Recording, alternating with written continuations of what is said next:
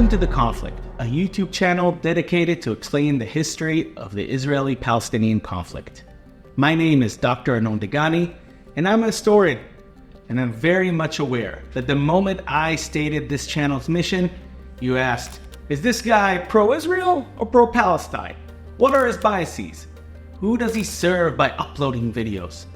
These are, of course, valid questions, as the topic of the conflict and its history may be the most controversial and polarizing one in the West, if not the world.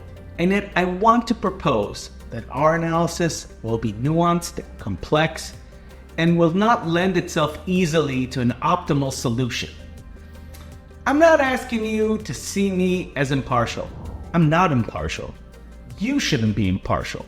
Many viewers will probably have some direct tie to one of the communities embroiled in this conflict, or may feel ideologically close to one side rather than the other. You may be able to identify better with the anxieties and suffering of one side more than the other. That's how things work. Some human distress hits closer to home than others. If you search through my social media posts, you'll see that I'm an Israeli, a Jew, and a Zionist, and a left-wing activist. If you look at my academic writing and some of the op-eds I wrote, you'll see that I compare freely between Israel, Palestine, and other settler colonial cases, and that I don't always fall on the same side on every debate. I'd like to think it's not easy to put me in one box. But all of this does not mean that I'm claiming you'll get an infallible and completely neutral narrative. Please voice your opinion in the comments section, point out mistakes, and offer alternative interpretations. There's another thing I want to say to address any justified suspicions. It's an exercise I like to do right off the bat when I teach this topic, and I hope it can start this channel on a more dispassionate note, and reassure you, as much as possible, that we will produce a narrative that most reasonable people can accept as plausible. What I want to do now is to distill the two fundamental claims that are at the heart of this conflict and deconstruct them. Here we go. Claim 1. The land of Israel belongs to the Jewish people. Claim 2. Palestine belongs to the Palestinians. Let's look at the components of these claims. First, the land in question. What is Eretz Yisrael? What is Palestine? Why is that piece of land separate from the rest of the globe?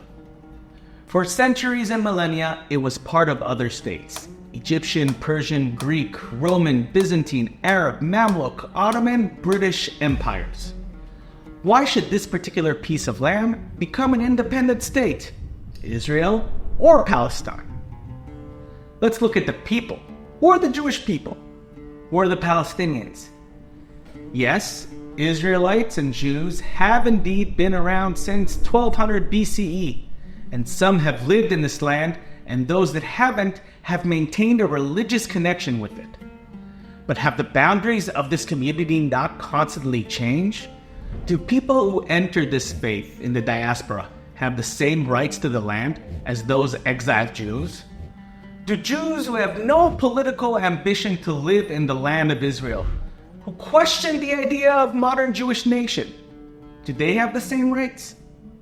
The Palestinian people. For sure, the concept of Palestinians only appears in the 20th century. But Christians and later Arab-speaking people have been the dominant population of this country for more than 1,500 years. Why should their descendants not be a modern nation? Conversely, what is the huge difference between this Arabic-speaking community and the ones in Lebanon, Syria, and Jordan? Finally, let's look at the word belongs.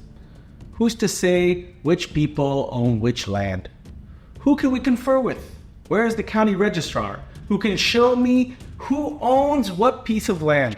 Is it the Bible or the New Testament? Is it the Quran? Maybe it's in our genes that prove ownership of the land. What do they say?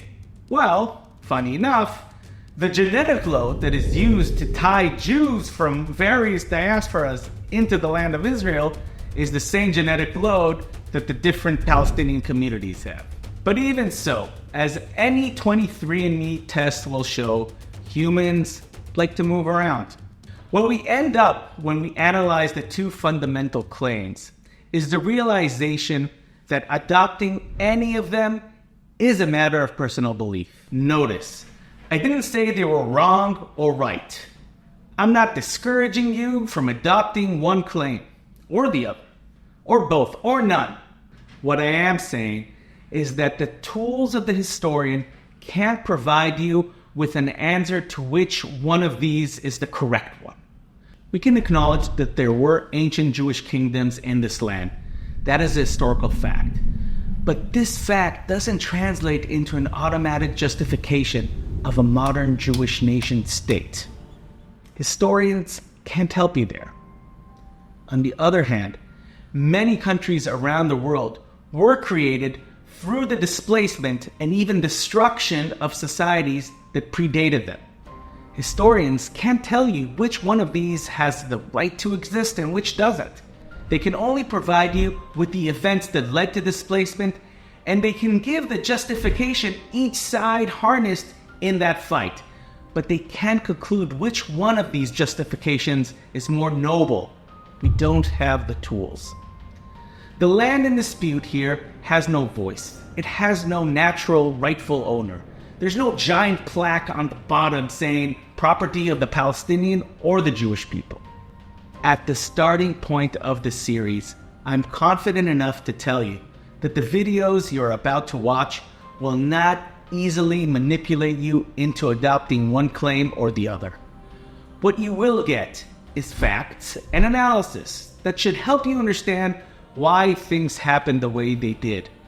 But that analysis will not naturally lead to a conclusion on who the rightful owner is, not to mention what you should be doing from now on. We're not saying that this series will add nothing to your outlook on either side engaged in this conflict. You may end up finding one side a bit more righteous or the other a bit more cruel. I have no idea which of these scenarios will happen to you. But if this project has an agenda, it's to instill the viewers with empathy. Empathy. Now that's a loaded word. It's sometimes explained as walking in someone else's shoes. It means that even if we deny the very legitimacy of either side's identity, Palestinian or Zionist or Jews, we cannot deny their humanity. This is the conviction this channel holds. Could be an arbitrary conviction, but it's the one required for the analytical mindset that has created the historical discipline upon which, frankly, all the disciplines in the humanities rest. Let me say this in a different way. How do we get here?